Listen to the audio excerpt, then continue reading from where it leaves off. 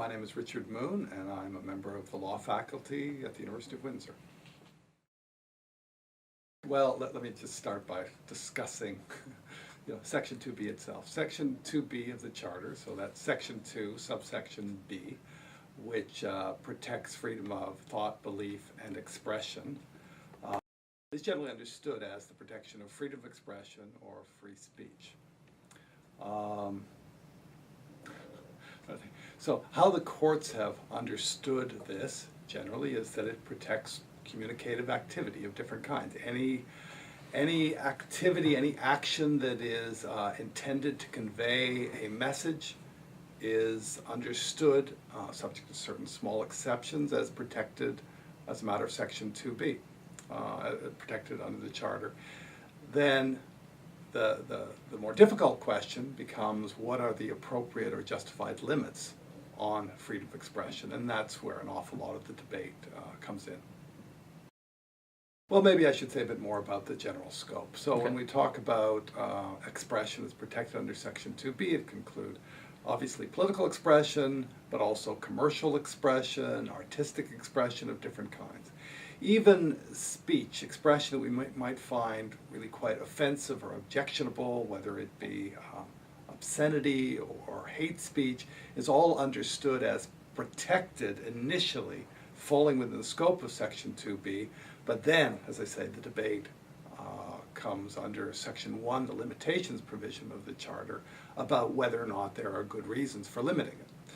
So the courts have said that when trying to determine what is an appropriate limit, a justified limit on expressive activity, that they have to first look or consider the nature of the expression. So while all these different forms of expression are protected under Section 2B, some types of expression like political speech may be more important or more valuable than other forms like commercial advertising. And that then may be relevant in determining what's an appropriate limit on the right or freedom. So the courts, certainly in Canada, have been willing to uphold restrictions on different kinds of commercial speech, sometimes, on hate speech, on obscene or pornographic speech, but all within certain limits. There's some things may be permitted, but some things may be seen as too dangerous, too harmful, and are subject to restriction. Well, an important early decision was a case known as Irwin-Toy. The Quebec government had put in place restrictions on advertising directed at children, principally broadcast advertising, and the Irwin-Toy company had challenged the constitutionality of these restrictions. The Supreme Court of Canada ultimately decided that a law, well, in fact, this law breached Section 2B, that is to say, commercial advertising, even that which is directed at children, does fall within the scope of expression of Section 2B. They decided that under Section 1, the limitations provision of the Charter, that this law was a justified restriction on expression in order to protect children, in particular under the age of 13, from the manipulative influence of advertising. That's one important early case. Obviously, another important case is the case involving James Keegstra, the school teacher in Alberta, who, as it turned out, was teaching anti-Semitic hateful things in his classroom for a number of years. He was dismissed from his teaching job, of course, but he was also charged under the hate speech provision of the Criminal Code. As part of his defense, of course, he argued that the hate speech provision of the Criminal Code, which prohibited the willful promotion of hatred against an identifiable group, racial groups in particular, he argued that this was breach of the Charter. So again, the argument involves these two steps. The first is, does hate speech fall within the scope of Section 2B? Does it count as expressive activity? Again, the court finds it does. It understands expression. It interprets it very broadly. But then, under the limitations provision of the Charter, the court, a split court I might add, so I think it was 5 judges were prepared to uphold the law, find that it was a justified restriction on freedom of expression, while 4 judges took the opposite view and would in fact have struck the law down. But as I say, a majority of the court, in a judgment written by Chief Justice Dixon, held that a restriction of this kind on hate speech was in fact justified to prevent the substantial harm or injury that hate speech could cause. Well, as you know, there has been some litigation, charter litigation around tobacco advertising.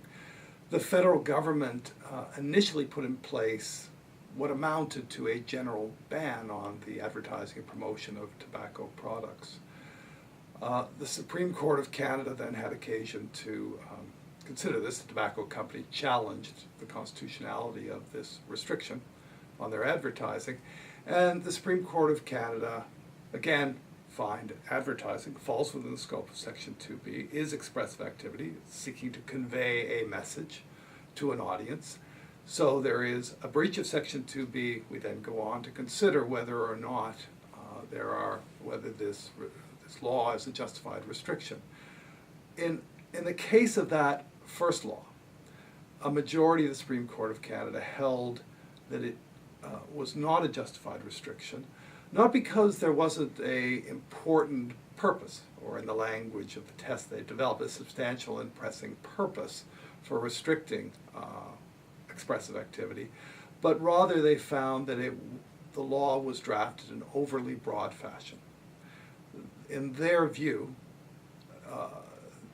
there was enough evidence to show that what they described as lifestyle advertising, tobacco advertising, could be seen as influencing people to smoke, to engage in a harmful activity, and perhaps doing so in a way that did not fully engage them. A restriction that was focused on lifestyle advertising, then, according to the majority of the court, would have been a justified restriction. But the problem was it was a general ban on advertising, and it included what they called brand preference advertising and informational advertising. And the court found that the law then was overbroad, restricted more than it needed to, because there wasn't, in the court's mind at least, evidence that these other forms of advertising generated harm or encouraged people to smoke. In fact, they suggested that these other forms of advertising simply, at most, perhaps encouraged people to remain loyal to their brand or to switch brands. I have a lot of difficulty with that decision, but as it turns out, the federal government reworked its law so that it did not encompass all forms of tobacco advertising, although in fact it covers virtually anything tobacco companies would want to do in any meaningful way. And the Supreme Court of Canada subsequently upheld that ban as constitutional.